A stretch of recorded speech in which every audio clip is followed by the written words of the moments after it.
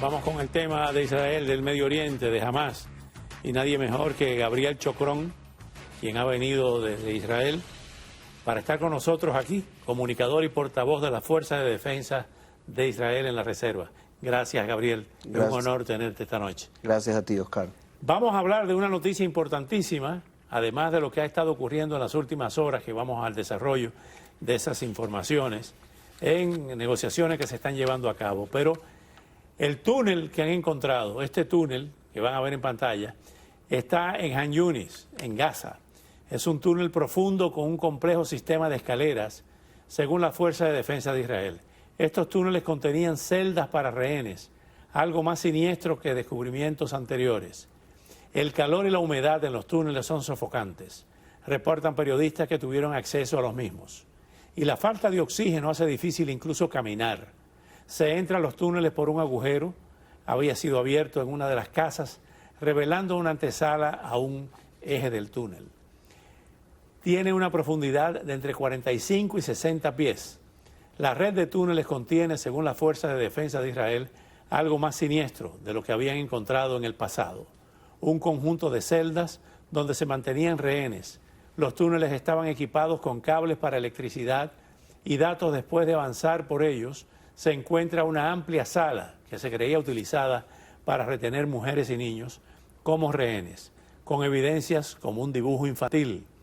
Hay una cocina, baños y calderas para agua caliente. La sala se divide en dos túneles, reflejando la extensa inversión en su construcción. En otra sección descubrimos celdas de rehenes, cada una con baños y puertas tipo jaula. En esto invertían los terroristas de Hamás las donaciones internacionales en su gran mayoría.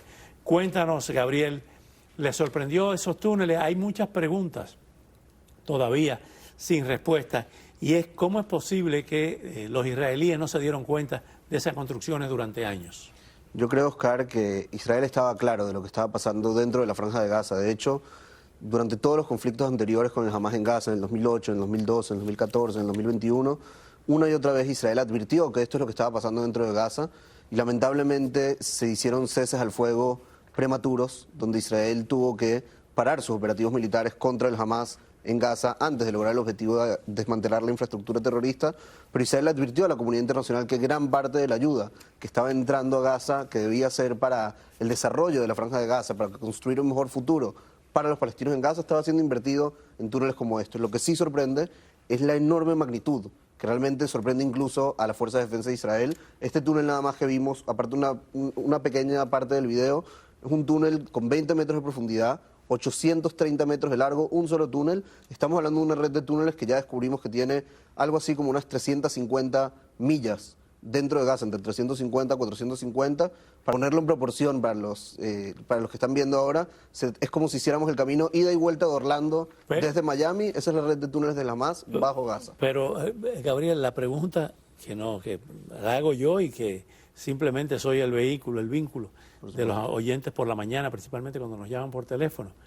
¿Cómo Israel no denunció esos túneles? ¿Cómo no se dieron cuenta con tiempo? Oscar, lamentablemente la pregunta es al contrario. Israel denunció esto. Israel sabía que esto estaba pasando de vuelta, tal vez no en esta magnitud y esta sofisticación, pero Israel advirtió a la comunidad internacional que esto es lo que estaba ocurriendo en Gaza, y la comunidad internacional no escuchó o no quiso escuchar. Lamentablemente vemos como algunos organismos internacionales también hoy, en medio de este conflicto, están jugando a manos del terrorismo en lugar de apoyar un Estado democrático que se apega a las leyes de guerra y se apega al derecho humanitario internacional. Están haciendo el juego a una organización terrorista. Y realmente Israel llevaba años advirtiendo de esto. No solamente llevaba años advirtiendo de esto, llevaba años intentando actuar en contra de esto, pero hay que recordarnos que Israel en el año 2005 se retiró de forma unilateral de la Franja de Gaza, no tenía presencia militar dentro de la franja. Entonces los únicos que podían haber hecho algo de forma activa en el día a día era la comunidad internacional, y en el mejor de los casos fueron indiferentes a este problema, y en el peor de los casos algunos de ellos también fueron cómplices de esto que vemos en pantalla. ¿Por qué lo que vimos esta semana en el Tribunal de La Haya nos sorprendió a muchos, incluyéndome a mí, que la portavoz de ese tribunal, con su vestimenta, con su parafernalia, acusa a Israel de genocidio, pero no dice nada de lo que pasó el 7 de octubre? ¿Por qué? Un organismo tan importante como el Tribunal Penal Internacional. Yo creo, Oscar, que estamos realmente en un momento de bajeza moral sin precedentes en el mundo occidental. Estamos lamentablemente adaptando valores que no son los valores reales del mundo occidental.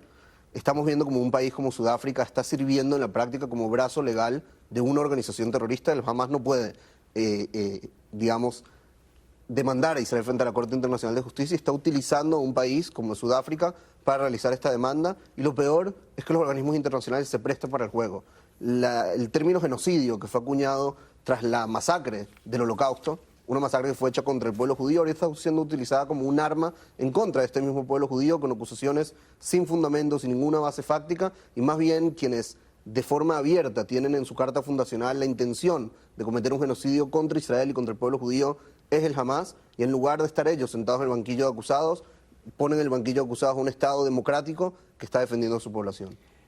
Benjamín Netanyahu ha estado diciendo desde el ataque, estamos en guerra, fue su primera declaración el 7 de octubre, y luego no terminaremos hasta destruir a Hamas para que no se repita lo del 7 de octubre. Sin embargo, en las últimas horas, y aquí vamos a traducirlo rápidamente, literalmente del inglés, dice Israel ha propuesto que los líderes más importantes de Hamas puedan abandonar la Franja de Gaza como parte de un acuerdo de cese al fuego.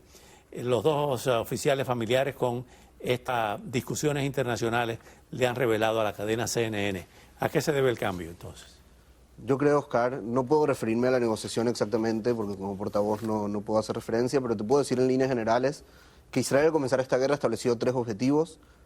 Como bien dijiste, desmantelar a Hamas, garantizar que Gaza no sea una amenaza para el Estado de Israel, pero hay un tercer objetivo que es traer de vuelta a casa a los 136 secuestrados que siguen en la Franja de Gaza. Hoy estamos el día 108 de la guerra, 108 días en los que un niño que ahora ya tiene un año, Kfir Vivas, hasta ancianos de 86 años, están en manos de terroristas en túneles como los que vimos y de la forma en la que vimos. Escuchamos, por ejemplo, los testimonios de madres en Israel que están preocupadas porque saben que sus hijas que están secuestradas en Gaza han sufrido violaciones, abusos sexuales, y están preocupadas y quieren que sus hijas vuelvan a casa para poder practicarles un aborto porque están embarazadas de un terrorista que la violó mientras estaban en cautiverio. Entonces es un tema realmente apremiante para la sociedad israelí, creo que para la humanidad. Es un tema que no puede dejar de preocuparnos, que cada una de estas personas regresen a casa, que no puedan volver a cometer lo que hicieron el 7 de octubre, y es por eso que Israel está haciendo, entre todas las malas opciones que tenemos, porque después del 7 de octubre todas las opciones que tenemos de acción son malas. Nosotros no queríamos la guerra, no queríamos que haya este conflicto, seguro que no en este momento, y dentro de las malas opciones el gobierno de Israel tiene que tomar decisiones que le permitan cumplir con estos 3 objetivos: desmantelar a Hamas, garantizar que Gaza no sea una amenaza nuevamente para Israel, y en tercer lugar la devolución, la liberación de los 136 secuestrados que siguen en manos del Hamas. Hay varias hipótesis, no teorías, sino hipótesis, sobre el ataque del día 7. ¿Sorprendieron al Estado de Israel? ¿Falló la inteligencia y la contrainteligencia israelí? Que con este ataque, por lo menos a todo el mundo no israelí quizá, quedamos en shock con ese ataque. Por supuesto, sin lugar a dudas hubo un fallo importante de la inteligencia israelí, del ejército israelí. Desde el primer momento los jefes de la inteligencia en Israel asumieron este fallo. Hay que decir que Israel es un país que lamentablemente tiene mucha experiencia en guerras y después de cada una de las guerras hay una comisión investigadora. Esta por supuesto no va a ser la excepción. Entonces no tengo una respuesta para darte, pero sí te quiero comentar un detalle que creo que es importante que la audiencia conozca. Israel, desde el año 2007, que el Hamas tomó el control por la fuerza de la Franja de Gaza, tenía una política de no negociar y no permitir ningún intercambio con el Hamas, con una organización terrorista, y no permitir tampoco la entrada abierta de palestinos desde la Franja de Gaza hacia Israel, sino solo para casos humanitarios y tratamiento médico.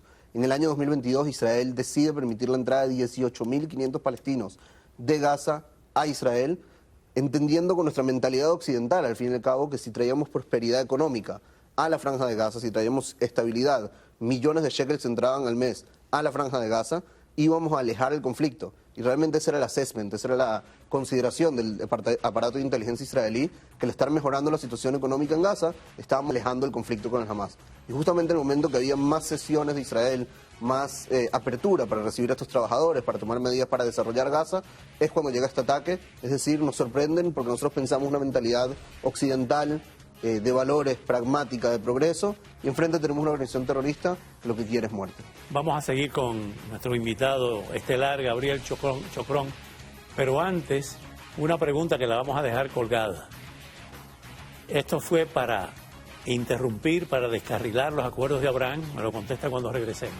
seguiremos con este tema en breve, pero antes lo dejamos con que Wall Street sube y sube y sube y ha roto hoy todos los récords históricos al cerrar con más de 38.000 puntos, unidades al alza. Sube y sube. Wall Street alcanzó nuevos récords este lunes, con el Standard & Poor's 500 y el Dow Jones cerrando en máximos históricos. El Standard & Poor's subió un 0,2% y el Dow superó los 38.000 por primera vez. El Nasdaq también avanzó en medio de esperanzas de que la Reserva Federal recorte las tasas de interés debido a una desaceleración de la inflación. Esto marca un cambio significativo tras 2 años de aumentos en las tasas de interés para combatir la alta inflación. Los inversores ahora ven una menor probabilidad de recortes de tasas en marzo, ajustando sus expectativas en base a informes económicos